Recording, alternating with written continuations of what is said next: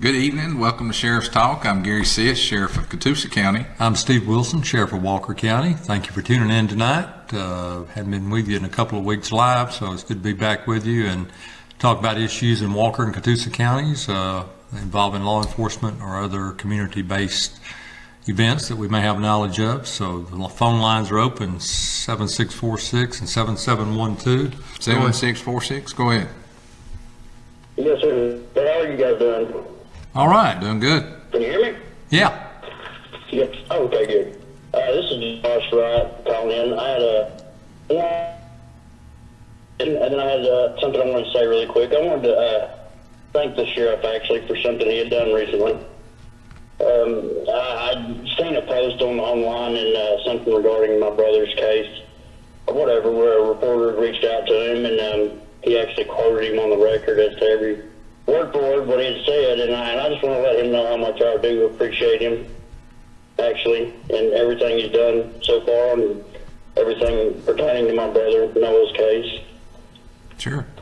Wow. And I genuinely mean that. Me and the family, we have a lot of faith in you guys. We really do. Contrary to how it's even appeared at times, it's just been very frustrating. Sure. I can understand that. So I want to let you guys know, though, it's 4 years. We've both been kind of going through this together. I just want to let you guys know how much I appreciate y'all. Right. Well, those unsolved cases are, talking to victims of crimes, it's difficult on families. It really is. Yeah. And I tend to let my mouth get me in trouble at times even too, but I'm definitely no expert myself. I just want to let you guys know how much, I do have full faith in the both of you, actually. I now reside in Walker County, but I'm just still got full faith in both of you. Yeah. But as Sheriff Sisk, I just randomly seen that the other day, and I just wanted to let you know. I said I got to figure out a way to let him hear that. I do believe in you and your sheriff's office, and I know Noah appreciates it, and so does my mother. Yep. Well, I appreciate that, Josh. That does mean a lot, I know. So I appreciate that. I know it's been a hard time for you. Yeah, it has, and we always made it a habit to call in on his birthday, and I missed last week. I was so mad at myself. So, yeah. I want to make sure I made that pretty clear there. You have no idea how much you guys are needed or believed in, and you have our full faith. I'm just saying. Well, absolutely, Josh. I appreciate it. Thank you. I do have a question now, if I can get to that, though. Okay. It's not related to Noah, actually, believe it or not. All right.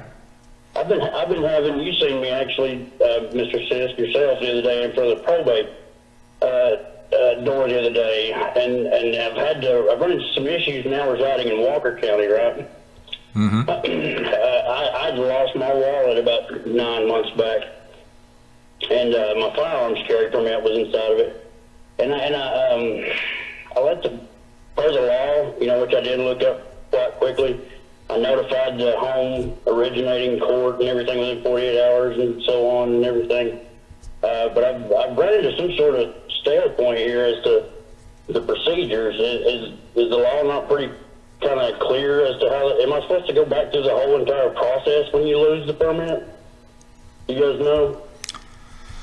I think maybe what complicated your situation is you moving from Catoosa to Walker. So now the Catoosa probate court really doesn't have the jurisdiction to issue you a permit now, and now it would be Walker County, but yet Walker County has no history of you having the gun permit through their office. So I'm just assuming that might be some of the snafu, and it might just be the simplest that you just go ahead and go back through the process, but now it would be through Walker County Probate Court and not Catoosa.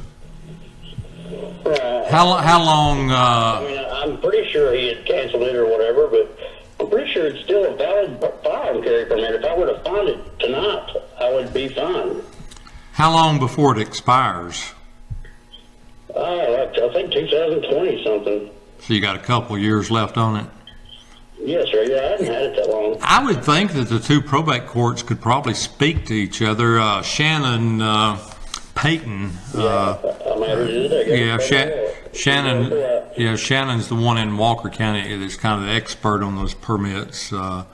If you could, Texas got Joanne, I believe. yeah, if you could maybe get those two to talking, I'm sure there's a case law probably or some kind of case where this has happened before. But I don't know the answer to it. I really don't. I don't think anybody's ever asked me that before. I don't know the answer, the legal answer to it. Yeah, I mean, I don't know the specifics. I'm just assuming what some of the snafu may be is Yeah. just because of the move.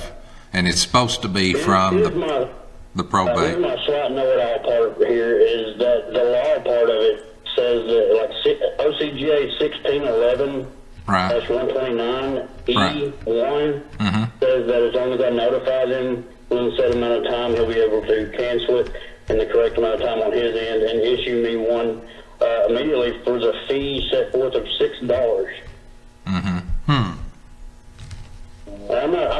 Judge Horner done there. He's awesome. I'm not complaining anyway. I think I've hit a confusing moment myself here. And so, like, I don't want to look like a know-it-all when I'm down there holding papers outside of a door or anything, but I was like, that's all I got. I'm thinking I'm $6 away and I can carry the, Yeah, that's what I'm saying though, Josh, is because you now live in Walker County, it's not Catoosa Probate Court that should be issuing the license. It should be Walker Probate Court. It looks like to me that that Judge Holner could do a letter to the Walker Probate Court saying that you filed the lost report, and then you should be able to go to Walker and pay $6 and get it transferred. What seems like to be the simple thing to me. Yeah. But I don't know if that's possible or not. I don't know if the law allows that or what. I mean, I see what the law says, and if you still lived in Catoosa, I think that would be the letter of the law. But because Catoosa Probate Court now doesn't have that jurisdiction for you, because you're supposed to get your permit from the probate court of the county in which you live. So, That's weird. I'm always noticing these loophole parts of the law. yeah, well, but I mean, it sounds like it's a gray area part that needs clarification, that we Yeah. may need to talk to our legislators and get in some clarification on that, because that does bring up an issue. If you moved counties during that time, then that does bring up a complication that you're now having to deal with.